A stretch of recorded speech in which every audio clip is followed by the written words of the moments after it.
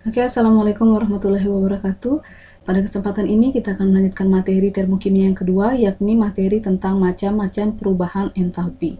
Nah, sebenarnya ada berbagai jenis perubahan entalpi, namun yang akan kita bahas hanya 3 jenis saja. Nah, untuk perubahan entalpi itu sendiri biasanya diukur pada keadaan standar, yakni pada suhu 25 derajat Celcius dan tekanan 1 atmosfer. Oke, kita akan langsung saja mulai pembahasan dari yang pertama, yakni perubahan entalpi pembentukan standar yang disimbolkan dengan delta HF standar. F itu diambil dari kata bahasa Inggrisnya formation yang artinya pembentukan. Nah, ini didefinisikan sebagai kalor yang diserap atau dilepaskan pada pembentukan 1 mol senyawa dari unsur-unsurnya pada keadaan standar. Jadi di garis bawahi 1 mol dan dari unsur-unsurnya. Nah, misalkan diketahui delta HFNH3 sebesar minus 46 kJ. Bagaimana kita menuliskan persamaan termokimianya? Nah, karena ini pembentukan, jadi kita harus membentuk NH3. Maka hasil yang didapatkan atau produk yang dihasilkan adalah NH3, gas. Dibuatnya dari apa NH3 itu? Yakni dari unsur-unsurnya. Unsurnya ada apa saja?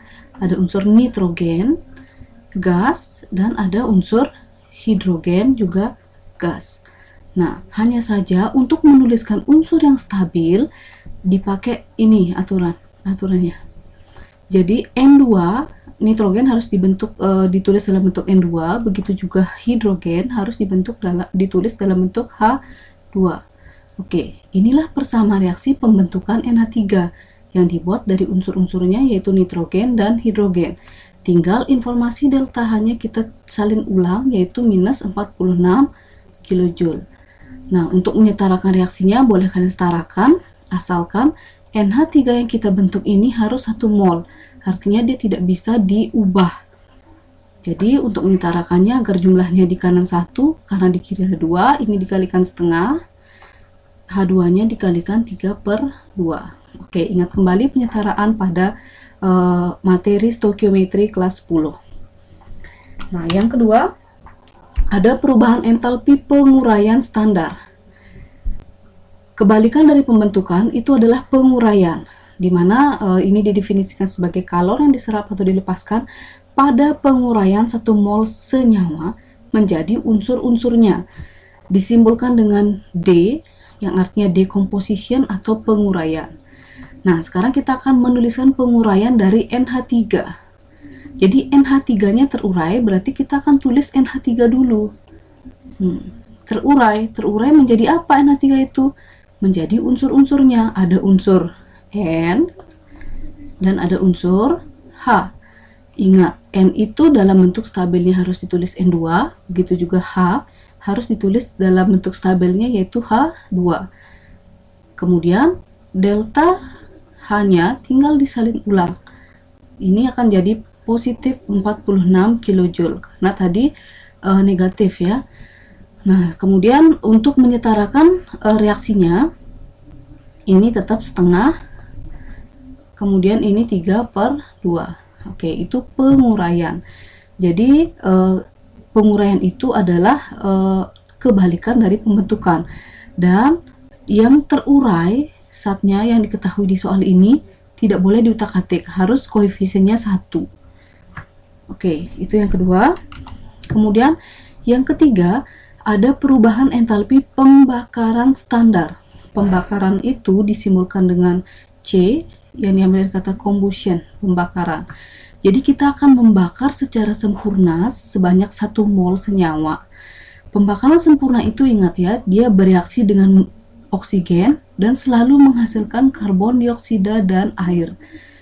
Selalu seperti itu. Jadi apapun, misalkan di sini ada contohnya yaitu yang akan dibakar adalah C2H5OH. Ya ditulis aja C2H5OH akan kita bakar, berarti direaksikan dengan oksigen menghasilkan CO2 dan H2O. Tinggal informasi delta hanya disalin ulang yaitu min 1350 kJ.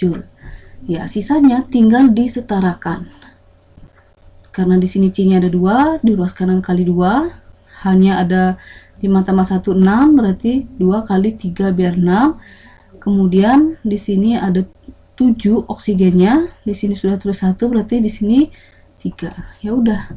Seperti itu saja. Jadi selalu apapun yang ditulis ini direaksikan dengan oksigen, yang ini menghasilkan karbon dioksida dan H2O. Oke, itu saja tentang perubahan macam-macam entalpi. Kemudian di sini ada, ya, kalian diminta untuk menuliskan persamaan termokimia. Yang pertama CaCO3, pembentukan, karena simbolnya adalah F. Berarti pembahasannya kita akan membentuk CaCO3, kalsium karbonat. Berarti kalsium karbonatnya ada di ruas kanan. Nah, jadi CaCO3-nya di ruas kanan dari apa dibentuk?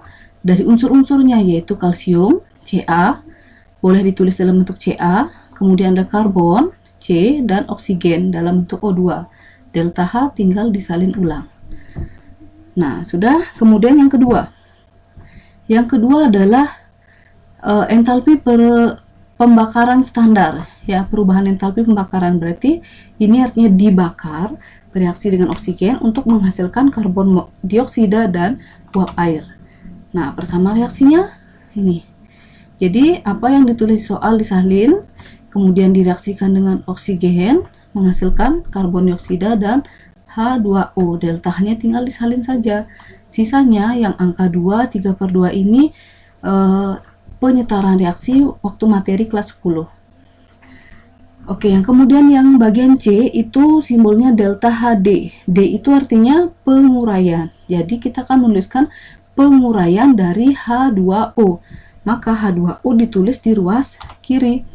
Nah, H2O-nya terurai menjadi unsur-unsurnya. Menjadi apa? Yaitu ada H dalam bentuk H2 dan ada O dalam bentuk O2. Deltanya tinggal disalin. Oke, seperti itu saja. Jadi, kuncinya adalah kalian harus bisa mengenali yang mana pembentukan, penguraian, dan pembakaran, dan bisa menuliskan unsur-unsur yang stabil. Nah, dalam bentuk apa stabilnya? Itu yang perlu diingat. Oke, jadi pembahasan tentang macam-macam perubahan entalpi sudah selesai. Kemudian kita akan lanjutkan ke kaidah perhitungan perubahan entalpi. Nah, ini gampang saja. Jadi aturannya adalah yang pertama, koefisien itu menyatakan jumlah mol zat.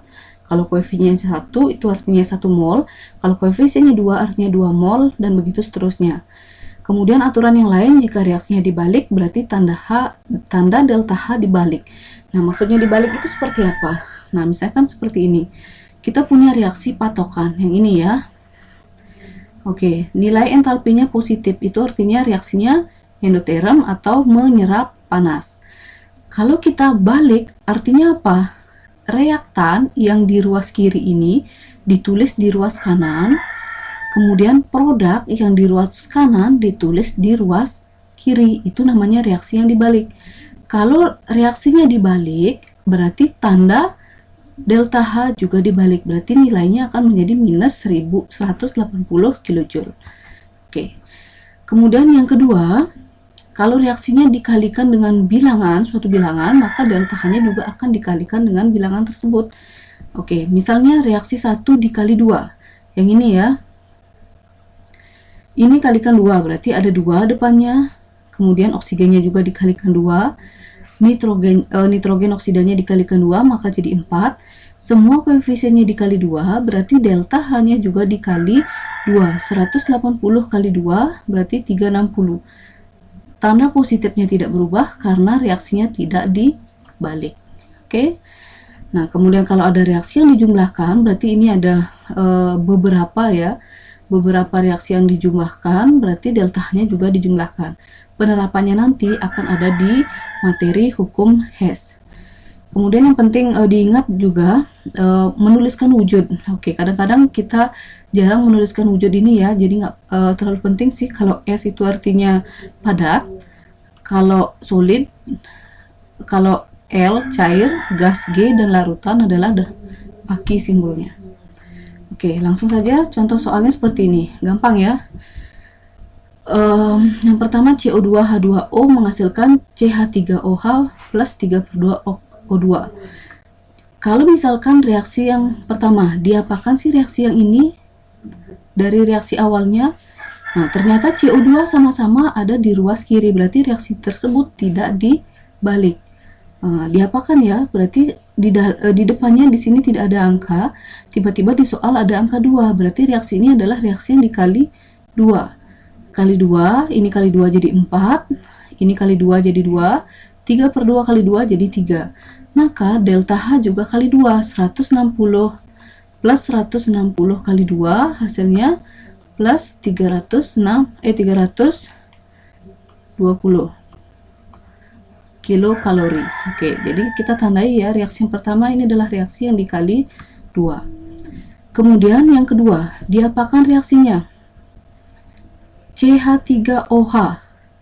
Sekarang ditulis di ruas kiri. Padahal patokannya ada di ruas kanan. Berarti reaksi tersebut pasti dibalik. Selain dibalik ada perlakuan khusus yang lain nggak? Jumlah koefisiennya berapa? Di sini 1, yang di soal juga 1, berarti tidak dikalikan berapapun, hanya dibalik saja. Maka harga delta H-nya juga dibalik tandanya. Yang semula positif jadi negatif, 160 kilokalori. Oke. Nah, untuk pembahasan yang kedua, kita lihat ya, NH3 ditulis di ruas kiri, sedangkan di soal NH3-nya di ruas kanan. Berarti yang pertama, reaksi ini pasti dibalik. Nah, selain dibalik, diapakan? NH3 patokannya tidak punya koefisien atau koefisiennya 1. Sedangkan di soal koefisiennya ada 4. Berarti reaksi ini selain dibalik, kita kalikan 4 juga. Benar kan? Kalikan 4, ini kali 4 hasilnya 4. Oksigen 5 per 4 kali 4 hasilnya 5. Nitrogen oksidanya kali 4, 1 kali 4, 4. 3 per 2 kali 4 hasilnya 6. Oke, balik. Berarti nilai delta H-nya menjadi positif 292. Selain dibalik, kita kalikan 4 juga. Kali 4. Nah, berarti positif 292 kali 4 hasilnya adalah sekitar 1168 kJ per mol. Oke, seperti itu saja pembahasannya kali ini. Semoga bisa dimengerti. Kurang lebihnya nanti boleh ditanyakan secara langsung. Terima kasih. Assalamualaikum warahmatullahi wabarakatuh.